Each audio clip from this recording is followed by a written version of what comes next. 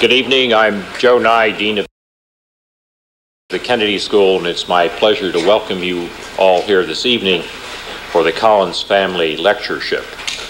The Collins family has endowed a lectureship to bring the world's greatest leaders to the Kennedy School so that we and Harvard students can learn from them.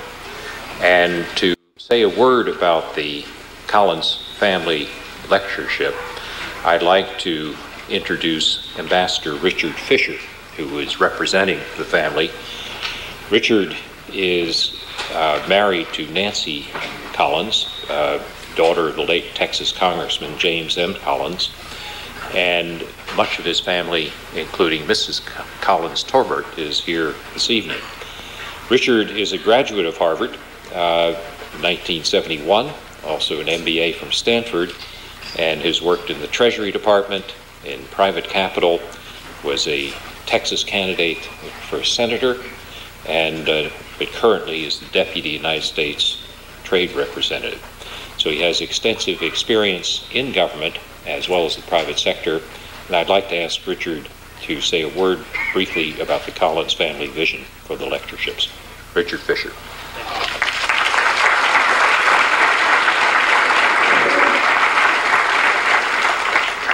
Thank you, Joe. On behalf of the Collins family and the Collins Foundation of Congressman Collins' widow, D. Collins Torbert, and his son, Michael Collins, and daughter, Dorothy Weaver, and on behalf of my wife, Nancy, I want to welcome Lee Kuan Yew as the first James M. Collins International Fellow at the Kennedy School of Government. The family designed this program to bring former heads of state to Harvard so that they might listen to and document, analyze, and disseminate to students and to professors and citizens interested in government the lessons that great leaders have learned and put into practice. Mr. Senior Minister, Congressman Collins, Jim Collins, was a straight arrow. He never became ostentatious or pretentious despite his wealth and his influence.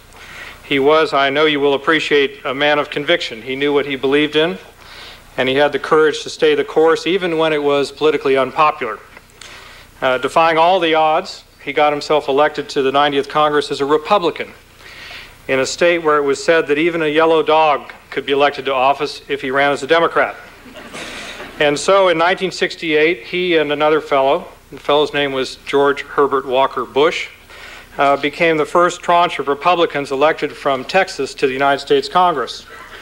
And by the time Jim Collins left the Congress 16 years later, there were, to be sure, a handful of yellow dog Democrats left in Texas, but Mr. Collins was the dog catcher, as was the Republican Party. And his brand of fiscal rectitude and leadership became the touchstone which really has become the defining orientation for those that seek to lead the 20 million people that now populate the state of Texas. On the back of your recent book, there is a review that says, Lee Kuan Yew transformed what was a poor, decrepit colony into a shining, rich, modern metropolis, all the time surrounded by hostile powers. Well, the purpose of the Collins Fellowship is to remind students and faculty and citizens of this brilliant Harvard community that there are indeed great statesmen among us, that there are men and women who rise up from what some would consider the poor, decrepit, hostile environment of day-to-day politics to become true statesmen and exemplars for all of us, to remind us that the politics of purpose and the politics of courage and the politics of consistency are worth striving for. Congressman Collins would be proud to know, Mr. Senior Minister, that you are the first global leader to initiate this program, and on behalf of his family, of his wife and of his children and of his friends, I want to thank you for being here. Thank you very much.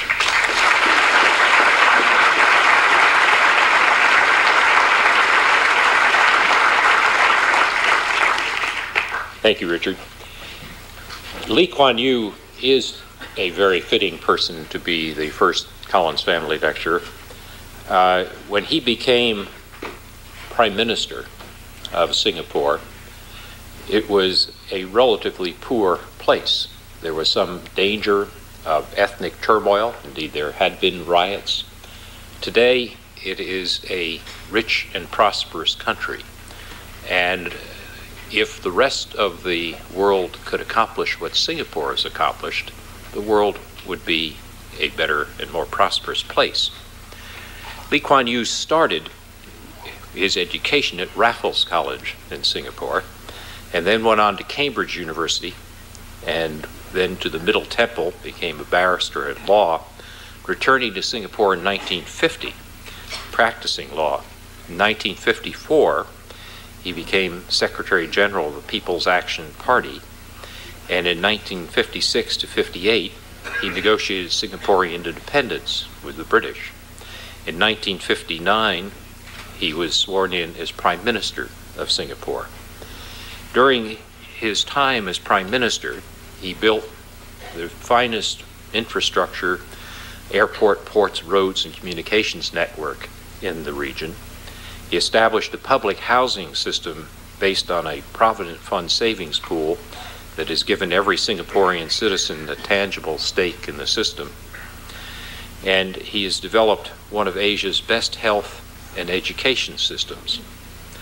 In 1990, he stepped down as Prime Minister and became a senior minister in the government. Indeed, he kept thinking about the future of Singapore and looking forward.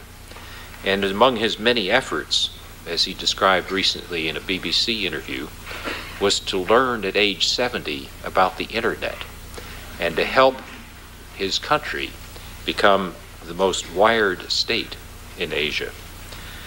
He is a man who never stops thinking, never stops looking ahead with larger visions. His views are sought by respected senior statesmen on all continents, and he has written 2 volumes of memoirs, the second now just published, which is here, From Third World to First, and we're delighted to welcome him to the Kennedy School as the first Collins Lecturer. Senior Minister.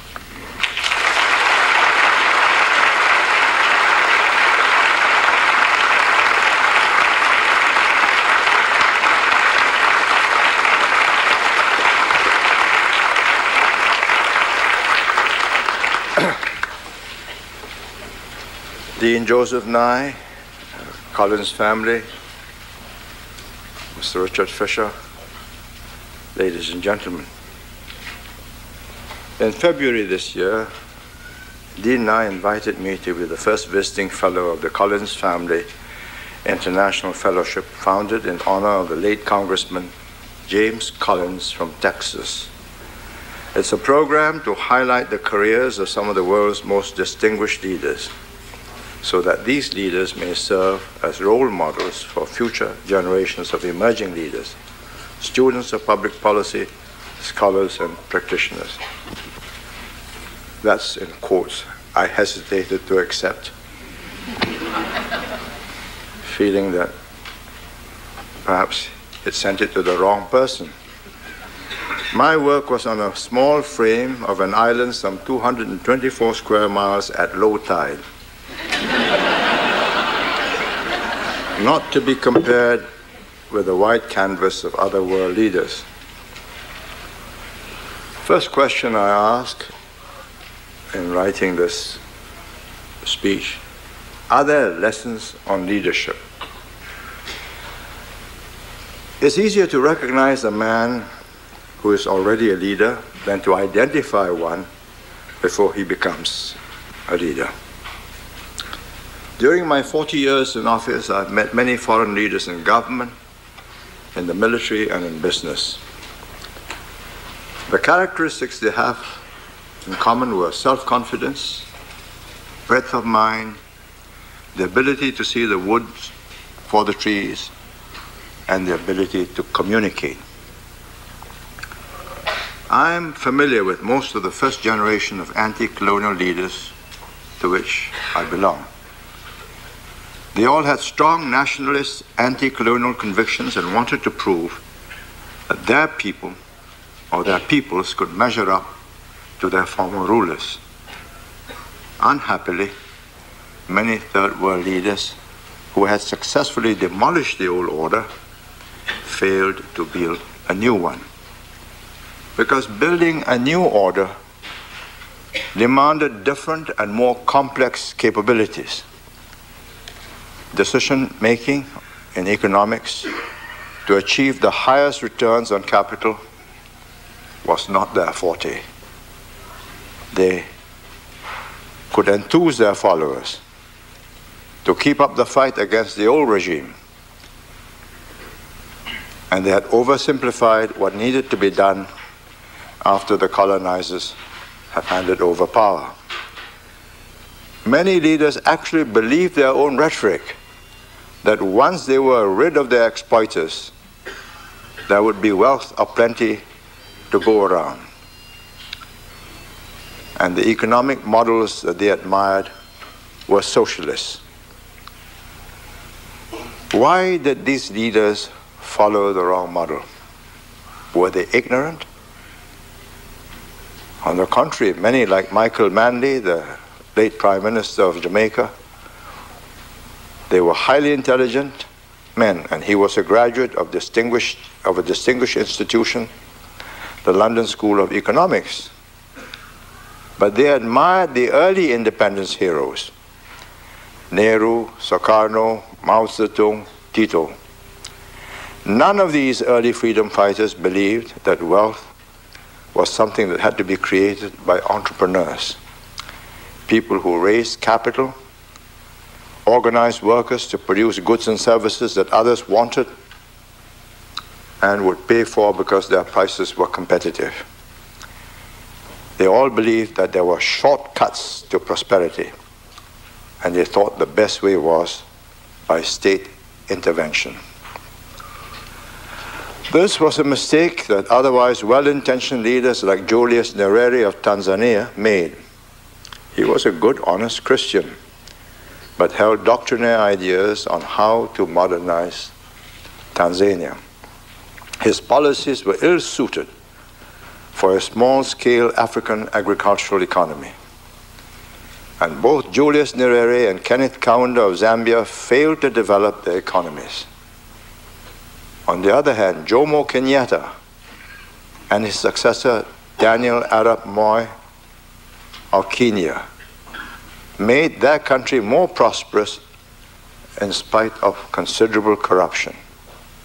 What was the difference? It lay in the interventionist state policies of the first two compared to the free market policies of Kenya. I've been asked time and again, how was it that my colleagues and I avoided falling into this trap? Before I answer this question, let me start by explaining how I became politicized. The first turning point of my life was World War II, the way the British was routed by the Japanese. Before the war broke out, our British rulers feared that the Asians would panic if bombs and shells fell upon them. When the bombs and shells actually came, it was the British bosses who were shocked and packed their families off. Their Chinese, Indian, and Malay subjects stoically bore their sufferings.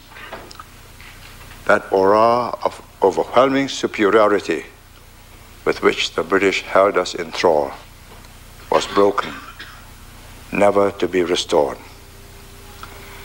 Another turning point was the experience of the brutality and cruelty of our Japanese conquerors. They had portrayed themselves as liberators of fellow Asians from the white man, but they left us in no doubt that they were the new masters of the so-called Greater East Asia Co-Prosperity Sphere. And to punish the Chinese in Singapore for supporting the nationalist government of China with donations to fight Japanese aggression, within the first 15 days of their conquest of Singapore, they picked off at random 50,000 to 100,000 Chinese youths out of concentration centers and machine gunned them on the beaches. I had first-hand experience of Japanese militarism when a Japanese platoon was decided to build themselves in my home. My family had fled to the countryside, and it was 4 days of hell. I was roughed up, slapped, made to kneel down by a sentry, kicked in the chest, sent sprawling because I did not know that I had to bow to him to cross the bridge.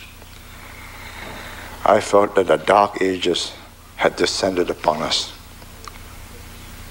And I watched 80,000 dejected British, Indian, and Australian troops march into captivity in 48 hours. Many of my friends shared this harrowing experience. We asked ourselves, why? What right had the Japanese to do this to us? Why did the British not fight the Japanese more ferociously to defend us? And when the British came back after 3.5 years, after the bombs in Hiroshima and Nagasaki, the communists who had organized the resistance in the jungles of Malaya attempted to grab power as theirs as of right. But I feared them as much as I feared the Japanese. As a result, many nationalists like me were born. After the war, my contemporaries and I gathered in London. We were studying in various universities in England, and there was ferment in the air. India had got its independence in 1947. So had Pakistan, Burma, Ceylon. Why not Malaya, which then included Singapore? The British cut off Singapore from Malaya as they prepared to give independence to the Malays in Malaya. They wanted to keep Singapore as one link in a chain of naval bases from Portsmouth to Gibraltar, to Suez, to Aden, to Singapore, to Sydney. But after the British lost Suez in 1956, they agreed to let us rejoin Malaya. By then it was too late. The Malay majority was not prepared to treat the Chinese, Indian, and other ethnic groups as equal citizens when they became as numerous as the Malays. What were my motivations?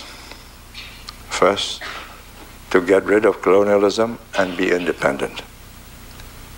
This got us involved in a fight against the communists who were well ahead of us in the struggle against the British. Later, we rejoined Malaya and had to fight the Malay extremists who wanted to dominate other ethnic groups in Malaysia. As a result, in less than 2 years of federation, Singapore was asked to leave. And we had to agree because the alternative was bloodshed, which the Malaysian Prime Minister Tunku Abdul Rahman warned us. So suddenly, in August 1965, we had to create a nation out of a motley collection of Chinese, Indians, Malays, and others who had come to Singapore to seek a better life, but not to be a nation. How did we escape choosing the wrong model? Well, we were helped by the examples of failed policies in many new countries. India, Pakistan, Ceylon, Burma, and Indonesia had gained their independence in the 1940s. Ghana and Nigeria in the 1950s. By 1965, they were not thriving. India's Prime Minister Jawaharlal Nehru had imbibed socialist theories from his generation of British philosophers, economists, and political scientists when he was a student at Cambridge. A powerful factor then was the example of the British under Clement Attlee, whose Labour government had set out to equalize opportunities and results. Their policies led to the nationalization of key industries: iron and coal, steel mills, petrochemicals, synthetic fiber plants, all became state enterprises. So did the railways, the buses, and all manner of transportation. For more than 4 decades, India made the same car, a 1950 Morris Oxford, in a state-run factory. They called it the Hindustan.